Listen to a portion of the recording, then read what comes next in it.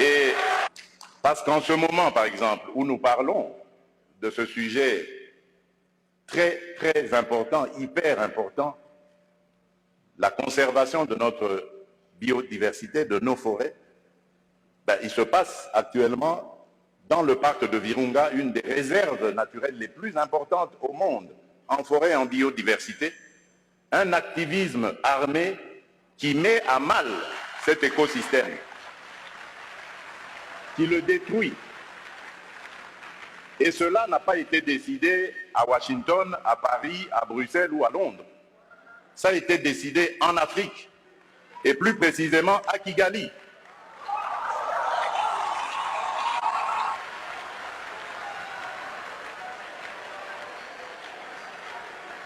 C'est l'œuvre d'un frère africain. C'est pour vous dire que nous devons bannir l'hypocrisie qui est entre nous.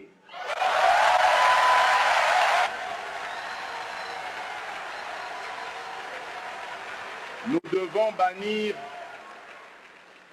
devons bannir des fléaux tels que le tribalisme, la haine de l'autre. Et c'est là, je crois, que nous pourrions parler d'abattre nos barrières, d'effacer les tarifs douaniers, etc. Tout simplement parce que, malgré nos engagements, rappelez-vous, à l'Union africaine, l'horizon 2020 était l'objectif pour faire taire les armes en Afrique. C'est devenu une chimère.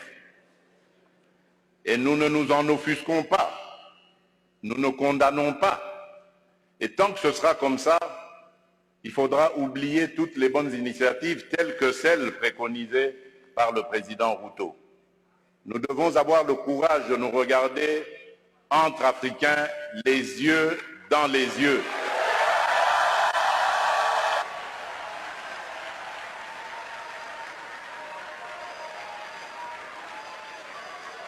Et nous dire que on ne peut pas s'appeler frère et se poignarder dans le dos en même temps.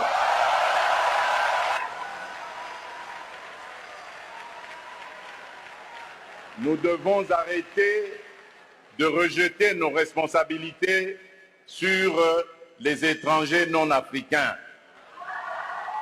La colonisation, ça fait une soixantaine d'années qu'elle allait terminer en Afrique. Ceux qui nous avaient colonisés, divisés, aujourd'hui ils ont compris le sens de la paix. J'en veux pour preuve la France et l'Allemagne, pour ne citer que ces deux pays, qui étaient les meilleurs ennemis dans le passé et qui sont les meilleurs amis aujourd'hui, le moteur de l'Union européenne. Tant que nous ne réfléchirons pas comme ça, eh bien ces gens-là, ces amis, ces partenaires à qui nous rejetons toujours la faute, ils continueront à nous prendre pour des irresponsables, ils ne nous respecteront jamais.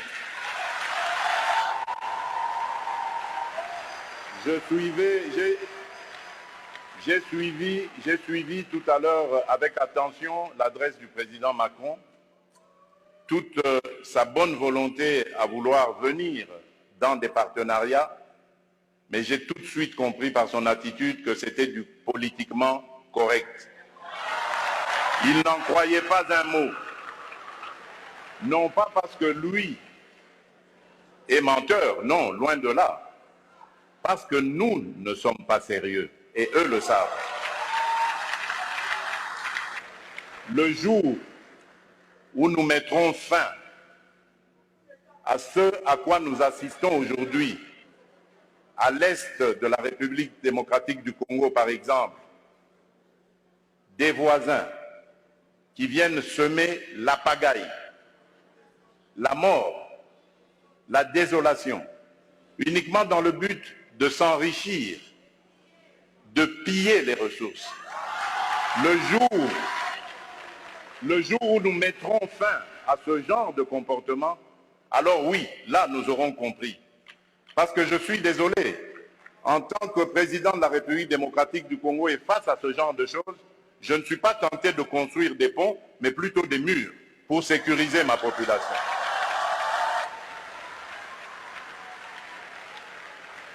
Et donc, pour clore mon propos et aussi le petit écart que j'avais fait de mon discours, je formule le vœu que les assises de Brazzaville lancent un nouveau départ pour la gestion durable de nos forêts, l'amélioration des conditions socio-économiques de nos populations et une meilleure protection de la planète. Je vous remercie.